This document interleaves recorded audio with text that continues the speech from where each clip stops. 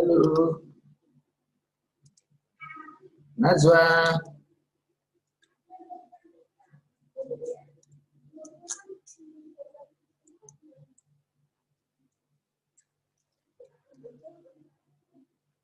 Halo, Najwa.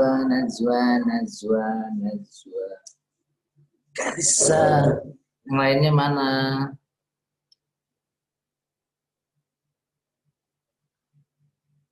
Halo, Najwa, Karissa. Coba apa namanya?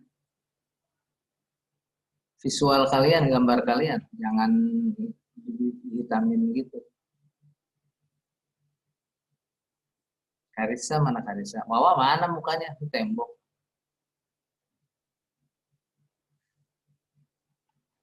Yang lain mana ini? Baru 2 orang. Aduh. Coba kawannya di calling.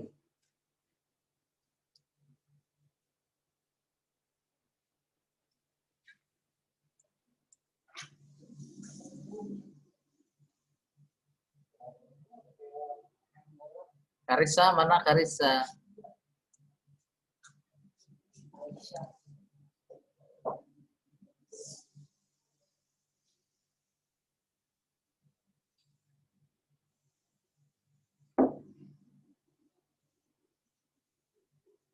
Tunggu 4.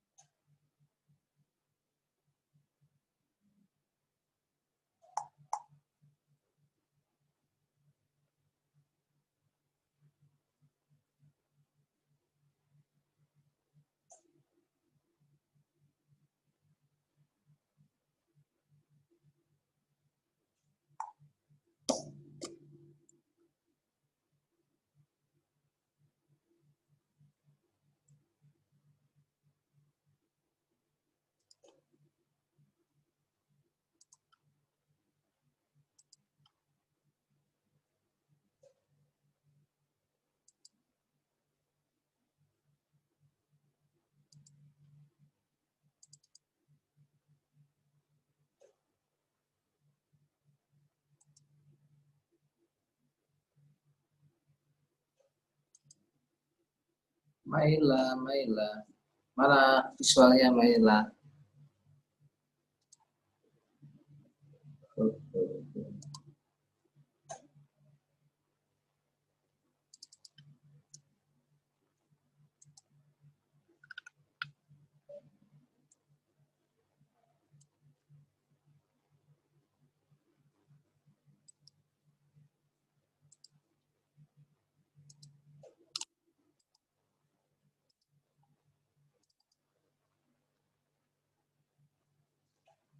Helen. Ya, Pak. Mana mukanya mana?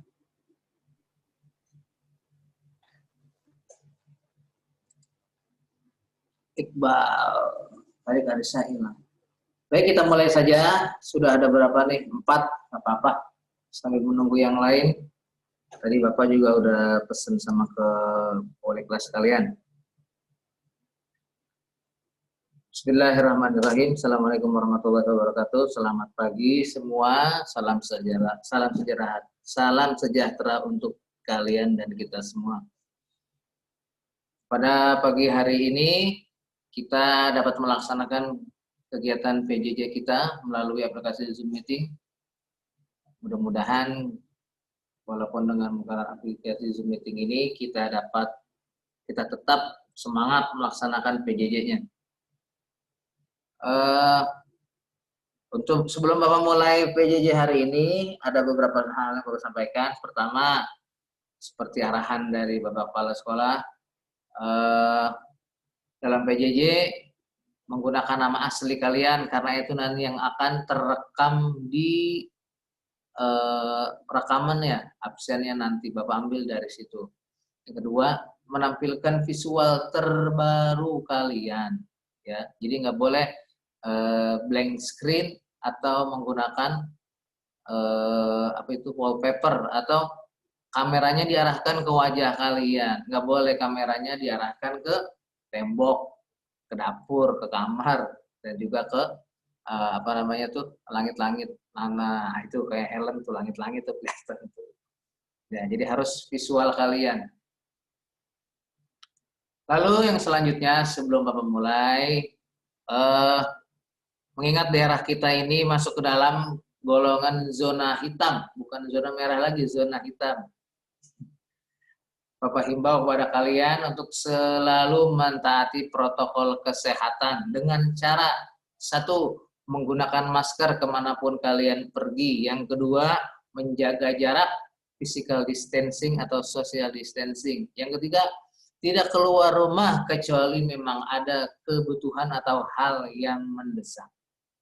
Baik, sebelum Bapak mulai, mari kita berdoa menurut agama dari kepercayaan masing-masing. Untuk yang beragama Islam, silakan membaca surat Al-Fatihah, dan yang beragama non-Muslim, silakan menyesuaikan Al-Fatihah. A'udzubillahi minasyaitonirrajim. Bismillahirrahmanirrahim. Alhamdulillahirabbil alamin, arrahmanirrahim, maliki yaumiddin. Iyyaka na'budu wa iyyaka nasta'in, ihdinas siratal mustaqim, siratal ladzina an'amta 'alaihim ghairil maghdubi 'alaihim waladdallin. Amin. Nazwa, Iqbal sama Maila nih visualnya belum ada. Ini suara Bapak terdengar nggak? Jelas nggak? Helen, suara Bapak jelas nggak nih? Jelas sudah. Jelas, ya. Takutnya nggak jelas. Bapak katanya kagak jelas. Apaan sih? Apa? Itu biasa fans saya tadi. Fans saya. Maila. Tuh Helen kok mukanya rata putih gitu. Hijau tembok gitu, bukan? Biasa. Baik, pada hari ini kita akan membahas tentang narasi cerita pendek ya. Narasi cerita pendek.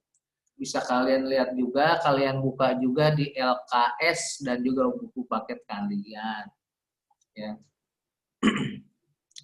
Kita lihat dulu. Baik, bisa sambil kalian lihat, kita baca bersama. Pertama, kalian harus mengenal tujuan dan fungsi teks narasi. Yang kedua, mengidentifikasi unsur pembangun karya sastra. Ada slide-nya di layar kalian ya? Ada? Ada nggak slide-nya di layar kalian? Ada. Apaan sih? Oke, lanjut. Ada. Mengenal tujuan dan fungsi teks narasi, mengidentifikasi unsur pembangun karya sastra, menyimpulkan unsur pembangun karya sastra. Baik, teks narasi. Coba Helen baca, Helen. Mana sih, Pak? Teks narasi adalah, atau naratif adalah, ada. Dia kekurangan susu, Pak. Apa? Mana, Pak? Nggak ada. Ini Yang mana? Itu baca. Mana sih? Itu musik library. ada. Library. Bilang nggak ada. Nggak ada. Nggak ada. Wawa, coba Wawa lihat. Wawa ada nggak? Nggak ada, Pak. Nggak ada, Pak. Nggak ada. Bapak kenapa, Pak? Kagak ada. Kagak ada. Bapak Teks narasi, ada naratif adalah, nggak ada tulisannya. Nggak ada. Nggak ada. bilang Bapak kenal saya nggak, Pak? Parah banget, sedih banget gue dikatakan. Coba. Pak, ini cowoknya cuma saya doang, Pak. Nggak apa-apa. Ya udah ngukir bisa. Bapak kenal saya nggak, Pak? Udah lupa lah. Siapa?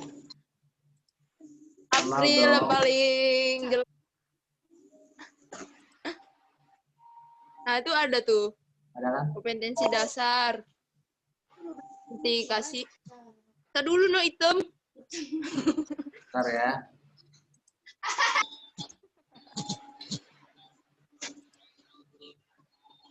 Si Wawa. Mukanya mana, Wak? Nah, terus, Wak.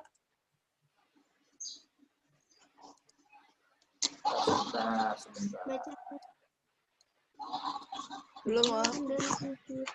Ma ini aku cowok sendirian, Ma. Aduh. Nggak apa-apa. Di sini ada berapa orang? Semuanya. Baru 4 orang. Allah, baru 4 orang siannya. Masih Sian pada, bener. masih pada molor kali. Nggak apa-apa. Coba bocah itu Dika.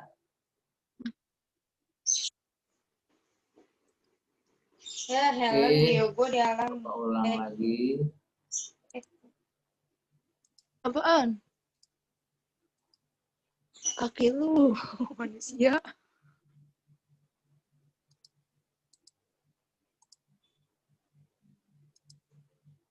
Menyimpulkan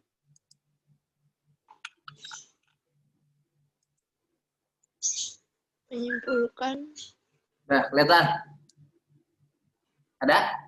ya udah Nah, baca Helen, coba Helen dulu Ada. baca. Baca Helen. lah saya dulu. Iya dong. Teks narasi atau Bener. teks narasi dan naratif adalah sebuah bacaan atau teks yang berupa runtutan suatu kejadian berdasarkan urutan waktu. Oke. Udah, Pak. Nah, baik. Teks narasi atau naratif adalah sebuah bacaan atau teks yang berupa runtutan suatu kejadian berdasarkan urutan waktu. Nah, biasanya teks narasi atau naratif ini sering kita temukan di cerpen, novel, novelet, roman. Nah, itu biasanya sering kita temukan contoh teks narasi. Lanjut ya.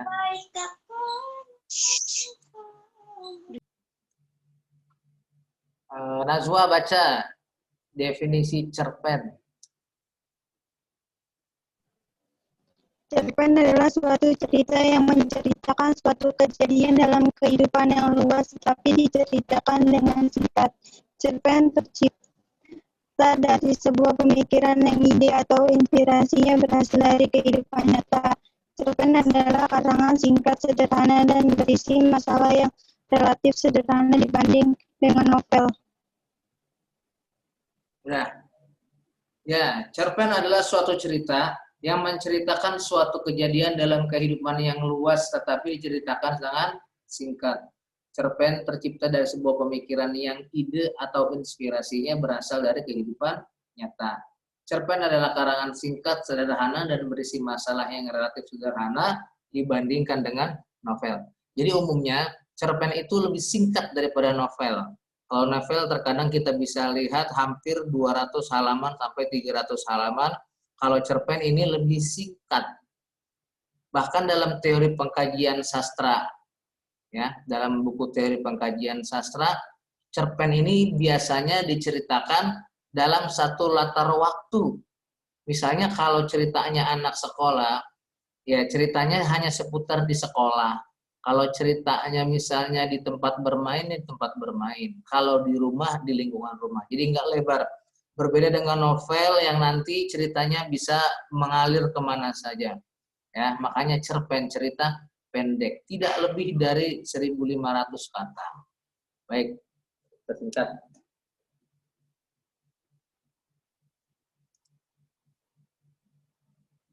Oke. Ciri-ciri cerita pendek. Coba Dika, baca Dika. Mana Dika nih? Udah lama nih Pak Ersa nggak ketemu Dika Maulana nih. Baca Dika. Yang mana, Pak? Tuh, di screen kalian ada. Ciri-ciri cerita pendek. Panjang karangan lebih kurang 10 halaman.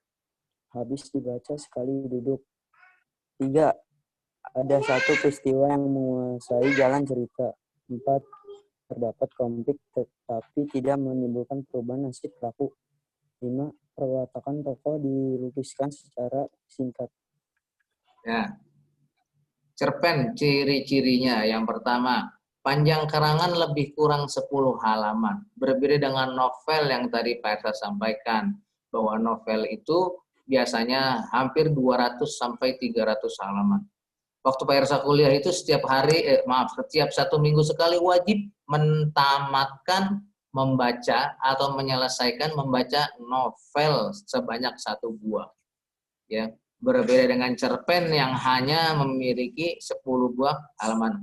Biasanya kita bisa menemukan cerpen di buku-buku remaja misalnya, dan biasanya suka ada novel-novel di situ, novel remaja, masalah percintaan, persahabatan. Yang selanjutnya habis dibaca sekali duduk. Nah, cerpen ini bisa kita baca hanya dalam sekali duduk saja, ya, sambil santai di rumah, ya kan, kita bisa baca sekali duduk sampai selesai. Yang ketiga, hanya ada satu peristiwa yang menguasai jalan cerita. Nah, seperti Pak Ersa sampaikan tadi, biasanya cerpen itu hanya dalam satu alur cerita saja. Kalau bercerita misalnya tentang kehangatan keluarga kalian di rumah, ya, yang dibahas dalam cerpen itu hanya sekitar cerita keluarga. Kalau kalian ceritanya di sekolah, ya hanya berlatarkan di sekolah. Yang selanjutnya terdapat konflik tetapi tidak menimbulkan perubahan nasib pelaku karena ceritanya pendek, jadi hanya dalam beberapa potongan cerita saja. Yang selanjutnya, perwatakan tokoh dilukiskan secara singkat sesuai dengan namanya cerita pendek. Penggambaran tokoh ini tidak seluas, tidak selebar yang terdapat dalam novelet. Ya, jadi hanya ringkas saja. Sekarang kalau kalian mau cari cerpen tidak perlu susah-susah, tidak perlu mencari majalah atau buku-buku remaja. Sekarang cukup kalian buka handphone kalian, kalian searching atau googling, kalian cari di Google contoh cerpen remaja misalnya. Lanjut ya. Sampai di sini ada yang mau bertanya? Alia, Karissa, Dika, Iqbal, Helen, Salsabila, Kamal. Ada yang mau tanya? Kalau mau tanya silakan. Kalau enggak, Bapak lanjut.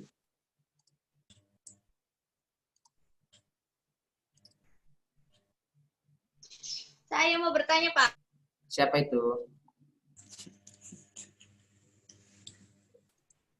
Siapa? Helen. Mana Helen? Pak kagak, itu tadi si... Tadi siapa yang mau tanya? Ya, Kagak, Pak, bukan saya. Udah ding mengoleh. Si April, no. Baik, lanjut ya. Nah, kita ke unsur pembangun cerita pendek. Kalau tadi pengertian cerpen dan ciri-ciri cerpen gampang lah ya, kalian bisa. Lanjut sekarang unsur pembangun cerita pendek. Nah, perhatikan, sepertinya di kelas 9 Pak Ersa pernah menjelaskan tentang unsur-unsur pembangun cerita, unsur-unsur pembangun novel, unsur-unsur pembangun cerita fiksi, fiktif, bohongan ya. Novel itu bersifat fiktif, artinya bohongan, rekaan buatan. Nah, unsur pembangun cerita dibagi menjadi berapa, Helen? Yang lain, ada yang ingat nggak? Pelajaran kelas 8. Unsur pembangun cerita itu ada beberapa. Unsur pembangun cerita ada berapa? Kamal, mana Kamal? 7. Unsur pembangun cerita. Apaan, Pak? Hah? Berapa? Kalau Misal, berapa? Unsur pembangun cerita. Alia, Dika, silakan coba.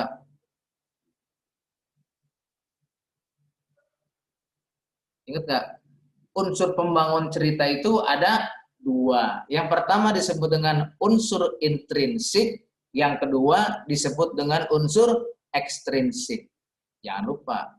Lihat di LKS atau di buku paket kalian dibuka silakan sambil dibaca sambil didengar penjelasan dari Pak Ersa. Unsur pembangun cerita itu ada dua. Yang pertama disebut dengan unsur intrinsik, yang kedua disebut dengan unsur ekstrinsik. Ya, sebelum dilanjut ke slide. In apa? In itu dalam bahasa Inggris apa artinya? In. Apa Bal? Iqbal, in itu apa Bal? In. Di dalam. Di dalam. Artinya unsur intrinsik adalah unsur yang membangun sebuah cerita dari dalam. Kalau X itu apa Karissa? Bahasa Inggrisnya, X itu apa artinya dalam bahasa Inggris? X. Apa? Dalam lawannya apa dalam? Karissa, Aloha. Karissa. X itu apa Karissa? Kalau in itu dalam, X itu berarti apa? Nular. Luar. Oh, luar, kirain nular. Ya, luar. Ekstrinsik. Artinya unsur ekstrinsik adalah unsur yang membangun sebuah cerita dari luar. Oke, sekarang kalau yang penasaran intrinsik itu apa saja, ekstrinsik itu apa saja, kita lihat di screen berikut.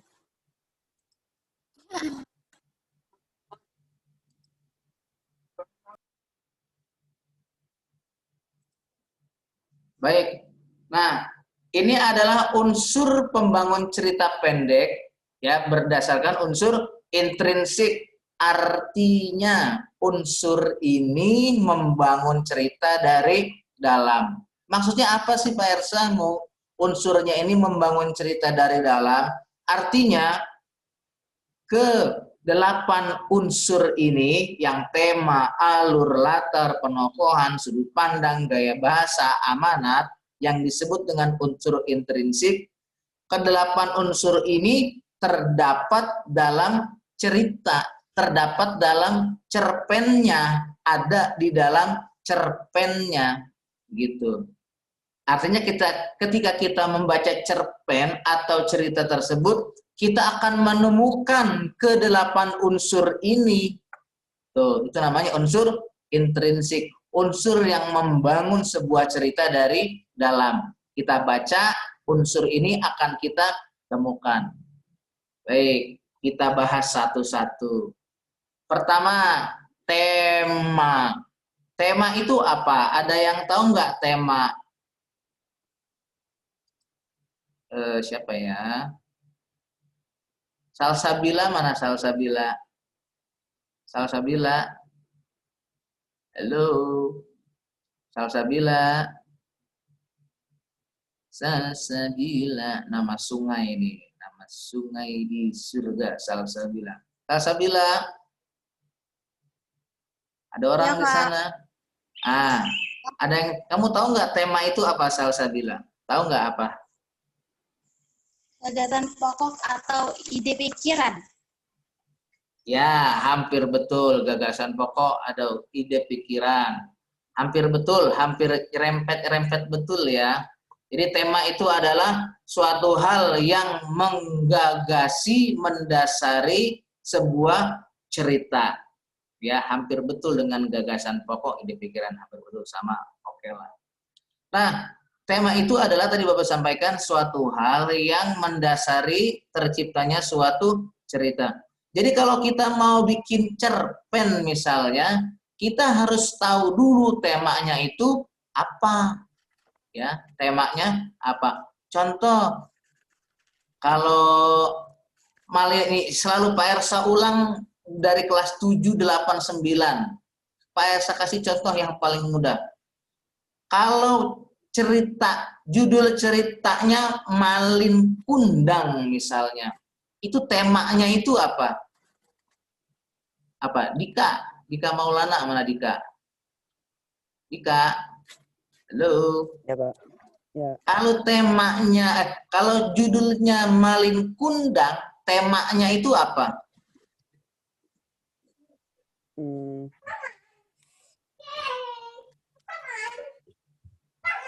nggak tahu, Pak. Nggak tahu. Helen, coba Helen. Helen, Ya, Pak. kalau judul ceritanya Malin Kundang, temanya itu apa kira-kira? Itu sering PR ulang dari kelas 7, kelas 8.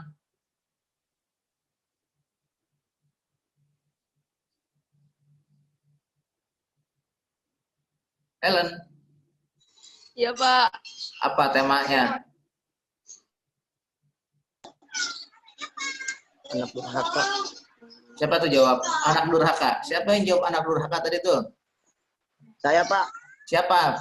Iqbal. Saya. Iqbal. Iqbal. Iya, betul. Ya. Jadi kalau judulnya Malin Kundang, ya. Malin Kundang itu cerita legenda yang sudah sangat tenar di telinga kita, ya, familiar, sering kita dengar. Judulnya Malin Kundang, temanya itu apa?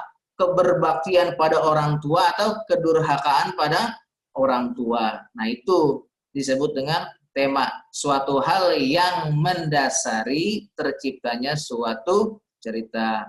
Ya, yang mukanya belum kelihatan, ayo coba. Kan nggak Bapak absen ya. Mau ambil rapot loh bulan depan. Minggu depan. Atau kalau nggak ada absennya bagaimana? Mana Kamal? Nah, tunjukin mukanya.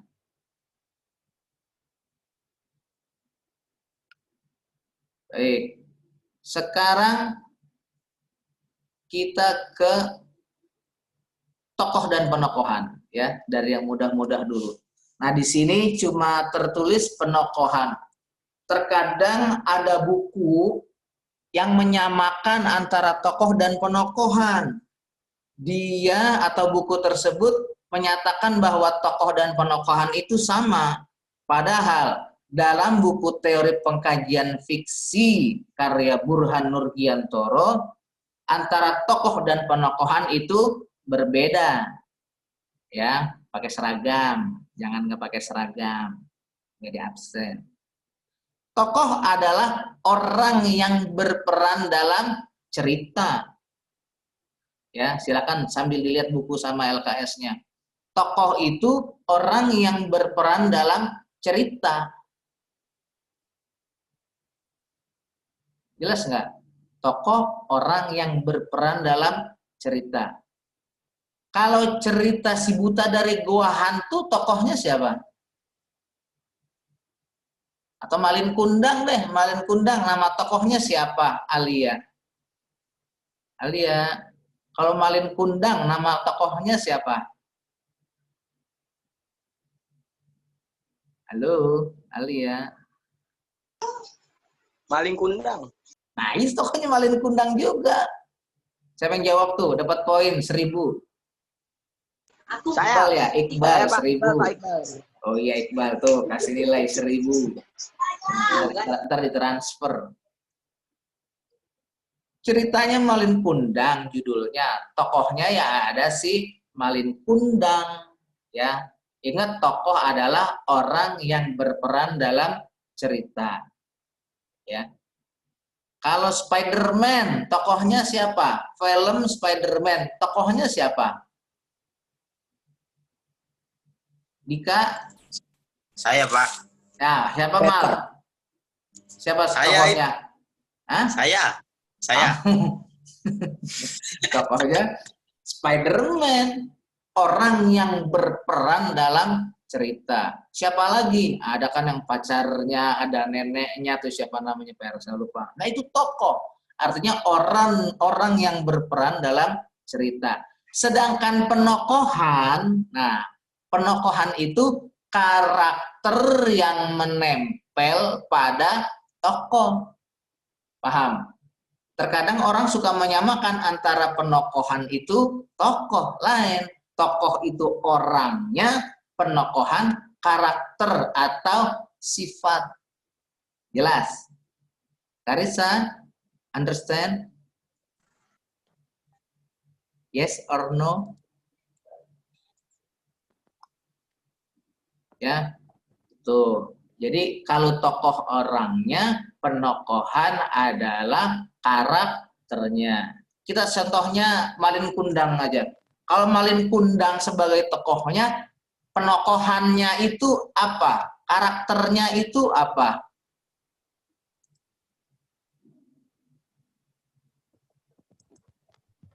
Salsabila, mana Salsabila lagi?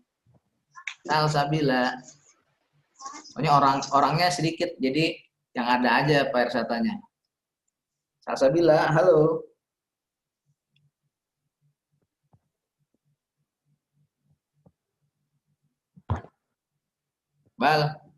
Iqbal, ada Iqbal. Ada Pak. Nah, kalau tokohnya Malin Kundang, penokohannya apa, Bal? Karakternya apa? Durhaka pada orang tuanya Pak. Durhaka. Awalnya karakter Malin Kundang itu baik, soleh awalnya. Tapi setelahnya dia menikah dengan perempuan putri saudagar kaya, karakter Malin Kundang yang tadinya baik, sayang dengan ibunya, berubah menjadi durhaka. Dia tidak mengakui kalau ibunya itu adalah ibu kandungnya. Paham ya? Pertama, tema. Yang kedua, tokoh dan penokohan. Beda ya, tokoh adalah orangnya, penokohan adalah karakternya. Nah, lalu selanjutnya, amanat. Amanat itu apa, Najwa? Apa kamu tahu? Apa? Kalau hari Senin kita upacara di lapangan, kata inspektur upacara, untuk amanat istirahat di tempat gerak. Nah, amanat itu apa? Yang tahu. Karissa tahu, Karissa? Saya tahu Pak. Apa? Pesan yang ingin disampaikan seorang penulis atau pengarang cerita kepada pembaca. Oke, Iqbal lagi tuh ya. Baru saya pengen jawab tuh Pak. Ya, alasan aja kelamaan. Iya. Curang Bal. Telat. Jadi amanat adalah pesan yang hendak disampaikan oleh penulis kepada pembaca. Lagi-lagi Pak Ersa gunakan contoh Malin Kundang. Amanat dalam cerita Malin Kundang itu apa? Yang bisa jawab? 100 nilainya. Amanat dalam cerita Malin Kundang. Sayangilah kedua orang tuamu, Pak. Lagi, apa lagi? Jangan durhaka pada orang tua. Oke, apa lagi? Karissa. Ituan Pak, ituan. Apaan? Apa dah? Apaan? Dalu. Salsabila, yang lain ayo.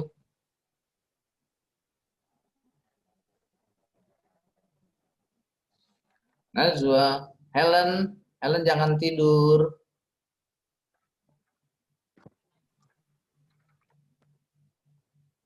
Ayo, Amal apa lagi, Mal? Ituan Pak, nih. Apa, Mal? Taruh.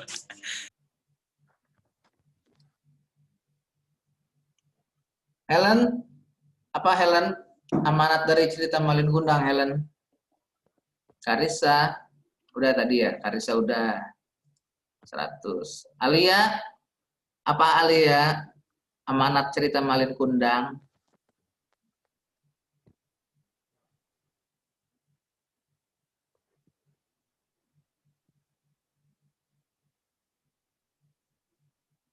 Halo. Najwa, silakan. Salsabila. Jangan durhaka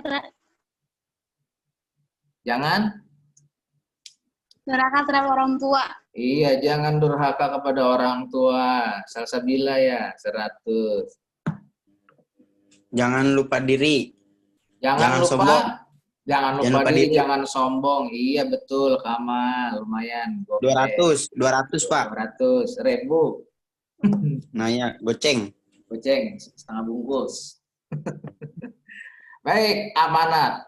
Ya, pesan yang hendak disampaikan oleh penulis kepada pembaca. Apalagi? Yang selanjutnya, latar. Ya, latar adalah ya secara umum latar berarti tempat terjadinya cerita. Ya, latar adalah tempat terjadinya cerita. Nah, latar ini dibagi menjadi 3. Nah, kalau untuk pelajar SD, SMP, itu dalam teori pengkajian fiksinya latar itu cuma 2. Tapi kalau kuliah ada 3. Ya, yang 2 itu apa? Latar tempat, latar waktu. Tapi kalau yang 3 ditambah dengan latar sosial. Latar tempat, ya, segala hal atau segala sesuatu yang berkaitan dengan tempat terjadinya cerita. Kalau Pak Ersa kasih ilustrasi begini, saat istirahat Kamal membeli batagor dan es teh jus misalnya begitu. Itu kira-kira latarnya di mana tuh? Halo? Jawab. Saat istirahat, Kamal membeli batagor dan es. Apa latarnya itu? Kantin. Siapa yang jawab itu? Tempat. Siapa yang jawab? Alia. Alia, iya, kantin. Ya, jadi latarnya di kantin. Ya, kalau misalnya begini ilustrasinya. Terdengar kicau burung di atas pepohonan. Kira-kira kalau itu tuh latar waktunya kapan ya? Kalau ada burung berkicau, ya, suasananya sejuk. Kira-kira latar waktunya apa tuh ya? Pagi hari, Pak. Pagi hari. Pinter berarti kelas 9 nih, mantap. Jadi latar itu ada latar tempat dan latar waktu. Latar tempat berkaitan dengan tempat terjadinya peristiwa. Kalau latar waktu berkaitan dengan waktu terjadinya peristiwa atau cerita. Oke, 2 menit lagi. Sekarang Pak Ersa ke alur aja ya. Tinggal 2 menit lagi. Nah, alur. Alur ini merupakan rangkaian terjadinya peristiwa. Ya. Seperti dari kalian lahir, kalian 1 tahun, 2 tahun, 3 tahun, masuk sekolah TK, masuk SD, SMP, SMK nanti, itu namanya alur cerita kalian, alur cerita kehidupan kalian. Ya. Alur adalah rangkaian peristiwa terjadinya cerita atau rangkaian kejadian peristiwa. Ya. Alur ada berapa? Alur ada 3. Yang pertama alur maju, menceritakan dari titik 0 sampai ke titik sekarang. Artinya menceritakan kamu dari kecil sampai saat ini. Nah, namanya alur maju. Ada juga alur mundur atau disebut dengan flashback. Ya Wawa, bukan flashback ingat mantan, itu flashback juga. Tapi bukan flashback yang kayak gitu ya Wawa ya. Artinya flashback ini kilas balik. Ya. Oke, Dawam baru masuk. Baik, waktunya tinggal 1 menit. Nah, alur balik gimana? Alur mundur. Kita bercerita, nih kita sekarang nih, bercerita masa dulu, masa lalu kita. Oke, tinggal beberapa detik lagi. Bapak akhiri. Semoga pertemuan hari ini bermanfaat bagi kita. Semoga kalian juga semua sehat walafiat ya. Jangan lupa semangat terus PJJ, ikuti protokol kesehatan. Sampai jumpa di minggu nanti. Sekian, terima kasih. Assalamualaikum warahmatullahi wabarakatuh. Salam. Waalaikumsalam warahmatullahi wabarakatuh. Dadah. Kabut.